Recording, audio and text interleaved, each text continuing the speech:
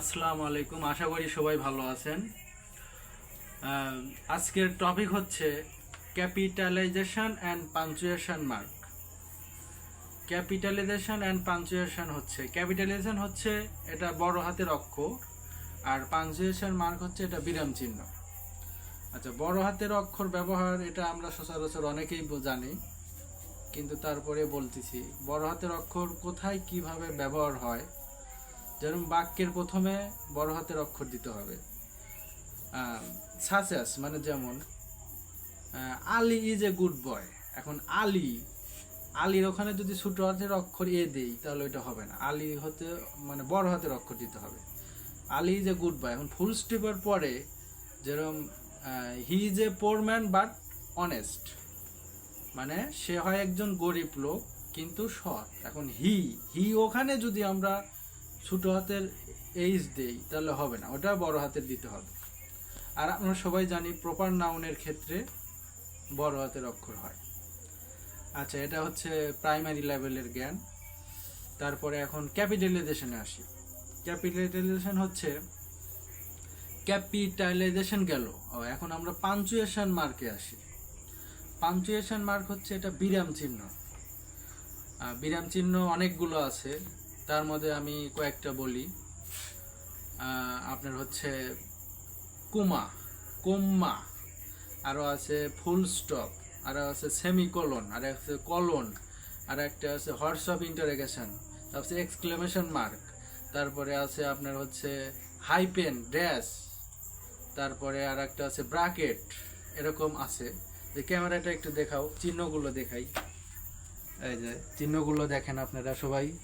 এই যে এটা কুমা, এটা হচ্ছে ফুল স্টপ, এটা হচ্ছে সেমিকোলন, এটা হচ্ছে কলন, এটা হচ্ছে হর্স অফ ইন্টারোগেশন মানে যেটা বাংলাতে প্রশ্নবোধক বলে, আর তারপরে এক্সক্লেমেশন, তারপরে এটা অ্যাপোস্ট্রফি চিহ্ন এটা, তারপরে এটা হাইপেন, তারপরে এটা ড্যাশ, তারপরে এটা ব্রাকেটস, তারপরে এটা ইনভার্টেড কুমা যেটা যে ন্যারেশন করার সময় ব্যবহার হয়। ব্রাকেটস তো আমরা বুঝি, হাইপেন এটা তো আমরা সব নিয়ম টিয়ম বুঝি। এক্সক্লেমেশন যেগুলো হয় যে alas I am undone, hurrah we have won the game, যেরকম এক্সক্লেমেশন ওই যে এক্সক্লেমেটরি সেন্টেন্স, এগুলো করার সময় এগুলো চিহ্ন ব্যবহার হয়। আবার হোয়াটসঅ্যাপ ইন্টারোগেশন মানে প্রশ্নবোধক বুঝালে এগুলো হয়। কলন, এগুলো সব কুমা তো যেমন একই নেম যদি বারবার থাকে, রহিম অ্যান্ড করিম, এগুলো ব্যবহারের ক্ষেত্রে কুমা হয়। ফুল স্টপ মানে বাক্য শেষ হলে ফুল স্টপ ব্যবহার হয়, এগুলো তো আমরা বুঝি।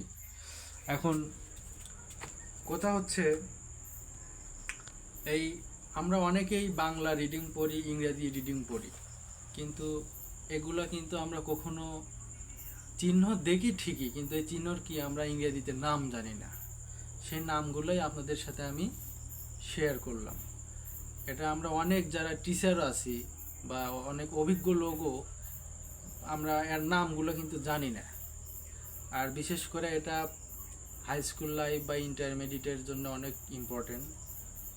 বিশেষ করে মেইনলি হচ্ছে বেসিক্যালি হাই স্কুল হচ্ছে আরও বেশি ইম্পর্টেন্ট হাই স্কুলের ছেলেপেলেদের জন্য। তো যাই হোক, নামগুলো আমি তোমাদের দেখালাম প্লাস বললাম, আর এগুলোর ব্যবহারও শর্টকাটে একটু বলে দিলাম। তোমরা এগুলো ভালো করে আয়ত্ত করবা, এগুলা পরীক্ষাতে আর কি আসবে। এখন ক্যাপিটালাইজেশন গেল অ্যান্ড পাঞ্চুয়েশন মার্কগুলোও গেল। এখন কথা হচ্ছে এর প্রয়োগ বিধিও শর্টকাটে বলে দিলাম আর কি। এখন যাই হোক, এটা হচ্ছে আমার প্রথম ভিডিও, এভাবে আর আগে কখনো ভিডিও করা হয় নাই। তবে গ্রামাটিক্যালের যেগুলো আছে আর কি, বাদ বাকি যেগুলো আছে, সেন্টেন্স আছে, ন্যারেশন আছে, পার্টস অফ পিস আছে, ভয়েস চেঞ্জ আছে, তারপরে টেন্স আছে, তারপরে ইত্যাদি আর কি, ইটিসি এগুলো যে। এখন কথা হচ্ছে এই যে ইংরেজিতে একটা কথা আছে যে টুয়ার ইজ হিউম্যান, মানুষ মাত্রই ভুল হয়।